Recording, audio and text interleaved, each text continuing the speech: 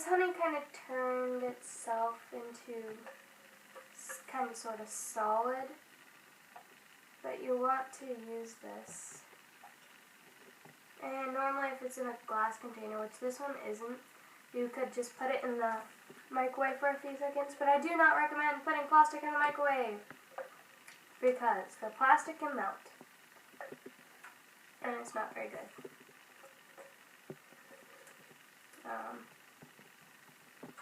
Trying to get all this honey out.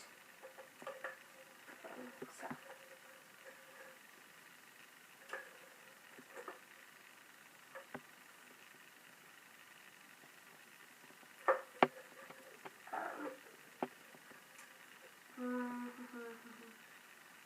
Think you have enough?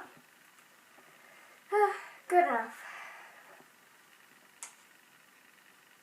So I'm going to put as much as I can get out of the 4th cup of it. Get most of it out.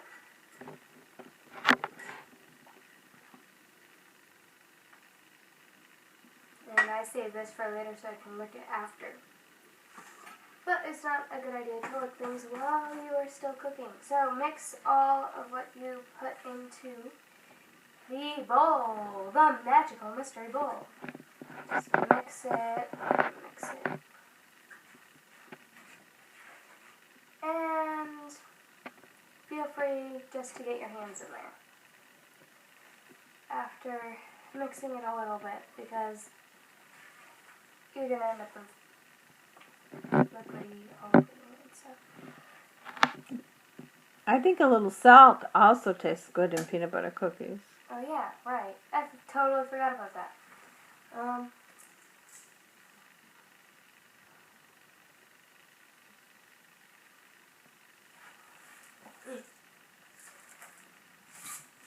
I ground some into the top of this earlier, and it's salt. It's sea salt. Obviously, it's salt. That is like about a teaspoon. So I'm just going to put that in there. Mix it up.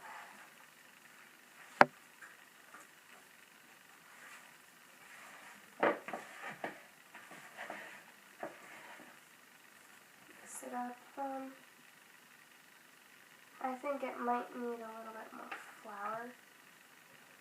Not a lot. You don't want to add too much. The nut flour? Yeah. You don't want to add too much of nut flour, but you can add more than the recipe calls for if it is a little too mushy. But you're going to use your hands and roll it and stuff. I'll show you in a second when we go over into the other part of the kitchen where we're going to put it onto the cookie sheets, which we greased with all natural coconut oil. So, I think we're pretty much good here.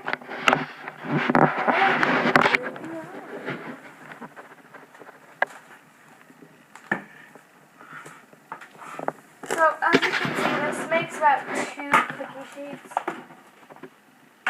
They're not the same size over here, obviously, but you can use like 2 cookie sheets of this size would do, depending on the size of cookies you choose. But I like taking the 3 fingers, putting it in the palm of my, and yes, you may not like to do this, but it makes them way better. So, as you can see, it only takes up my little bit of the palm of my hand, and I'm putting it right on the cookie sheet. And you're going to keep doing that.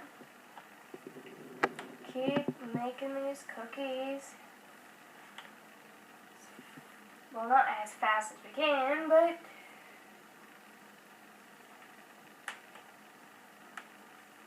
so we have as much fun as we can. Okay. So, Want to use the fork? we're going to do that after, so we have all the cookies put together. So, this. Oh, and when you fork them, well, you're not going to stab them, but you're going to flatten them out with the fork. They're not going to go much bigger than that. They're going to puff up a tiny bit, but they're not going to go out as much. So you can fit more. Hold on, I'm just going to get a fork so I can show you. If I can get this over here so you can see. That's perfect.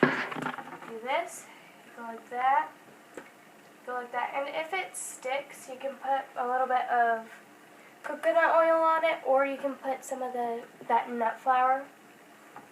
And they're not going to get much bigger than that. So you can put them close together.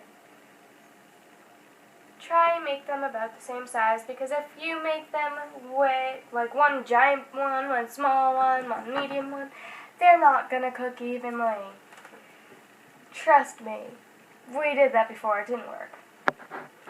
So let's take a break till we get them all baked. Yes.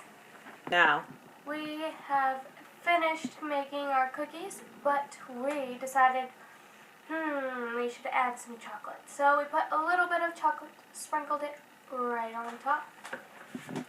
yeah, raw cacao with no sugar. Yay! Lots of antioxidants. Yep, and if you don't feel like using that and you just have some chocolate shavings or some cocoa powder, you can put that on there too. Enjoy!